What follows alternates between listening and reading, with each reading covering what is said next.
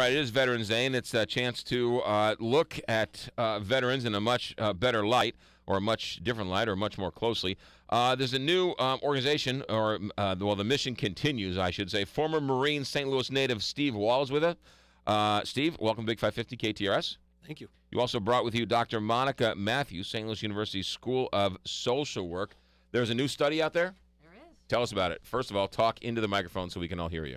Certainly. Good morning. Good morning. So we actually had a great opportunity to work with the Mission Continues to look at the impact of their fellowship program. And what did the study tell you? Study told us that the fellowship program is doing a great job of helping our veterans transition back to civilian life. Tell us about that. Well, there's a lot of ways that you can measure transition times in veterans' lives, and one of the most important parts is really trying to understand how it is that it affects their personal life and their relationships. Right. And so that's what we wanted to do. We wanted to try to unpackage what was going on in their personal lives, how the fellowship was making a difference in their lives, in their family relationships, in their communities, how they were making a great difference by the service they were doing in their communities. Steve Wahl, former Marine, St. Louis native. Isn't there some type of macho code that you're not allowed to talk about your feelings and reintegration into life? Isn't that part of what you're not supposed to do as a soldier? No, I don't believe that's true at all. I mean, when you get a bunch of veterans together, they immediately start talking about their experiences and how they feel about those experiences. It's one thing to tell each other, right, but you have to tell people outside, the outside world. Right, and that's one thing that we work on at the Mission Continues. The first assignment they do in their curriculum as fellows is to write their own biography, to tell their own story and put it in perspective for themselves, so that then it's easier for them to go out in the world and then tell other people that story. Yeah. Continues. It sounds like it's a pretty special organization. Yeah, so the Mission Continues awards 6-month community service fellowships to post 9/11 veterans. The veterans get to choose where they do this fellowship, any nonprofit or federally funded program, where they decide to commit that 6 months to making an impact in their community, on the host organization, and on themselves. And as they do that, they also work on a curriculum over the course of 6 months. And what's the idea? The idea is that they're serving again in their community. And so instead of going back to Iraq or Afghanistan or whatever else, they're sort of retraining their brain out of that world and into this new world? I wouldn't even say it's retraining. I would say it's just applying the skills in a different way. Right. Skills that they already have, experience that they already have to apply that don't necessarily fit in everyday life, but now they can apply that to their community and be the change that they want to see. Why is it so hard for people and employers to understand that hiring a veteran is actually beneficial, as opposed to, oh my goodness, you're a veteran, I don't want you? It boggles the mind. Mm-hmm. Yeah, it's there's been a stigma against hiring veterans because they think, oh, they all have PTSD and they have traumatic brain injury and they have all these problems, and they're identified by their deficits instead of their strengths. So through the fellowship program, that's what we're looking to highlight, is the strengths that they have. So Steve, being a former Marine and re-entering the regular life, I should say, what was it like for you when you came back?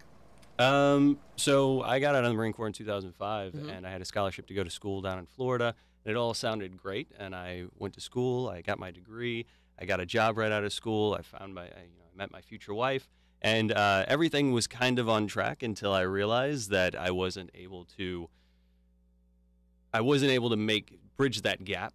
I wasn't able to make that transition because I had buddies, that I could talk to, who were also veterans. And so I never had to come out of my comfort zone. And it wasn't until I had moved away from my buddies and I was in a new place that I realized, man, I can't say those things, or, I have to reframe this conversation. Once that happened, I started looking around for the opportunity to harness my transition and take control of that. Talk about for a moment the sense that, because we see people go back 3, 4, 5 times, and there's a sense of, oh my goodness, they need me over there, and I'm leaving my friends and the guys who saved me by not going back.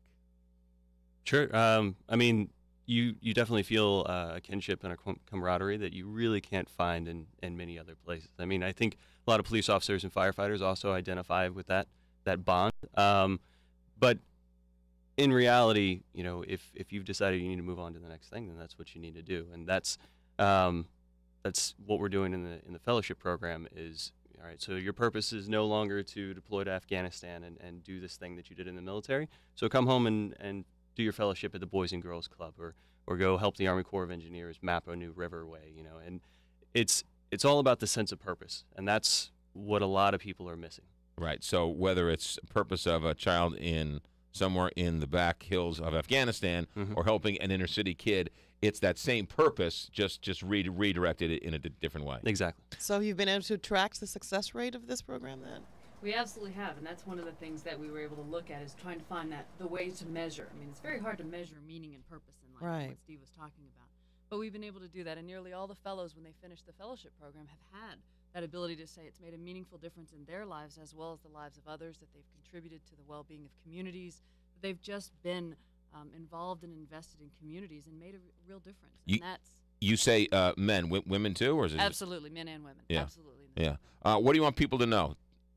More information, money, what? And what was? Here's your close. Sure. So make it big. Sure. If you want to get involved with Michigan Continues, which I highly recommend, go to michigancontinues.org, and that's where you can volunteer to come out to do service projects with us like we did over this past weekend. Or you can help fund a fellowship, or you can actually become a fellow or send someone to the website to apply for a fellowship with the Michigan Continues. Is this a local charity, national charity? Is this a local affiliation of a national charity? So our headquarters is here in St. Louis, our national headquarters, but we've got fellows. We've awarded fellowships in 48 states across the country. And did this start here in St. Louis? It did. That's fantastic. Did you start it? No. No. It's been around since 2007. 2007. I've been around for Sounds like it's a great organization. One more time, the website. MissionContinues.org. MissionContinues.org. That's Steve Wahl, former Marine, St. Louis native. Where'd you go to high school? Cleveland. All right, that's acceptable in the city. Dr. Monica Matthieu, St. Louis University School of Social Work. Doctor, you didn't need your notes at all. I have to bring them. I got to do it. Unbelievable. Gotta do it. Thanks, Happy guys. Veterans Day. Good luck. Thank you. Happy Veterans Day. 7:58. Quick check of traffic and weather.